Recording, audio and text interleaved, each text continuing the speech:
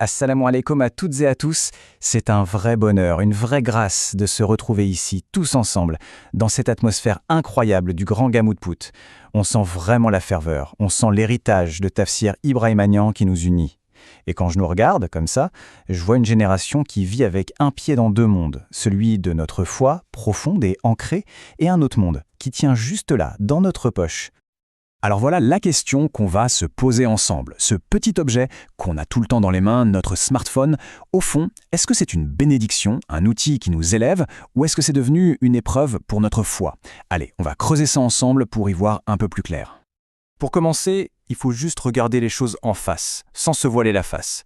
Aujourd'hui, être un jeune musulman ou une jeune musulmane, eh bien ça veut dire qu'on doit naviguer en permanence dans cet univers numérique. Ce n'est ni bien ni mal en soi. C'est juste un fait. C'est notre réalité. Retenez bien ce chiffre, 3 heures et 50 minutes. C'est le temps qu'en moyenne, nous, les 15-24 ans, on passe sur Internet chaque jour. Vous vous rendez compte? C'est quasiment un quart de notre journée quand on ne dort pas. C'est juste énorme. C'est une part immense de notre vie qui part là-dedans.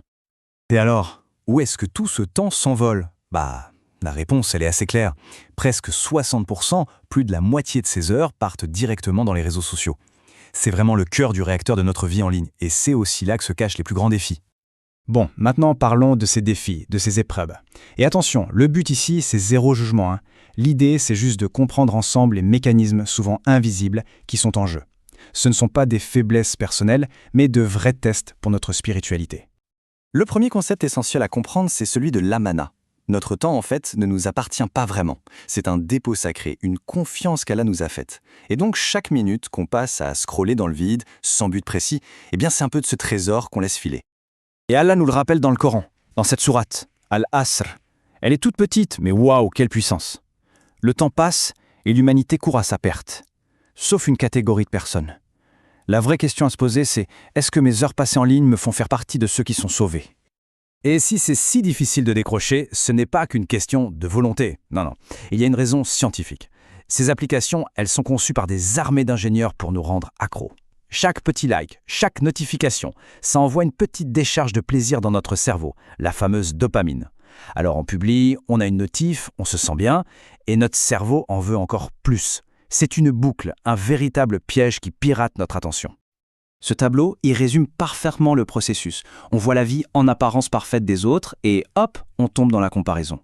Et ça tue notre gratitude, notre choukr. On court après les likes pour se sentir validé et on risque de tomber dans le riya, l'ostentation, faire les choses pour être vu et non pour Allah. Il faut bien comprendre que derrière chaque fonctionnalité, il peut y avoir une conséquence spirituelle. Et notre prophète, paix et bénédiction sur lui, nous a prévenus. L'envie, qui est constamment nourrie par la comparaison sur les réseaux, c'est un véritable poison pour l'âme. C'est comme un feu qui vient et qui brûle toutes les bonnes actions qu'on a pu faire. Ça nous laisse avec un sentiment de vide. Ok, je sais. Le portrait peut sembler un peu sombre, un peu démoralisant. Mais attendez, ce n'est que la moitié de l'histoire. Maintenant, on va allumer la lumière et regarder comment ce même outil peut devenir une source incroyable de bienfaits. Parce que oui, le numérique, c'est aussi la porte d'entrée vers ce qu'on pourrait appeler un islam 2.0, un espace hyper dynamique, créatif, positif, où notre foi peut s'exprimer et grandir d'une toute nouvelle manière. Les possibilités sont juste infinies. Et ça, ce ne sont pas juste des paroles en l'air. Regardez un peu ces exemples bien concrets.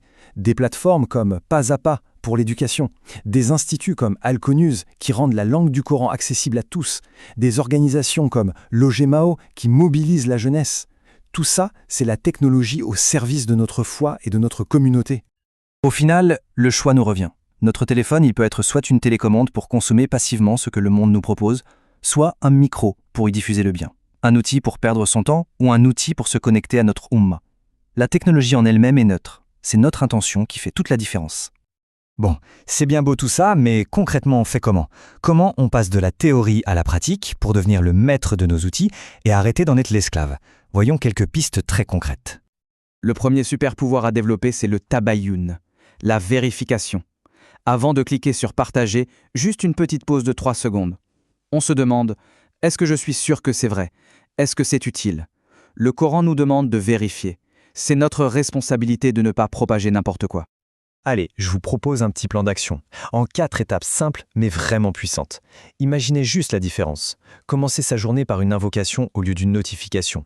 Transformer son fil d'actualité en un jardin de rappels positifs. Chaque petit pas est une immense victoire.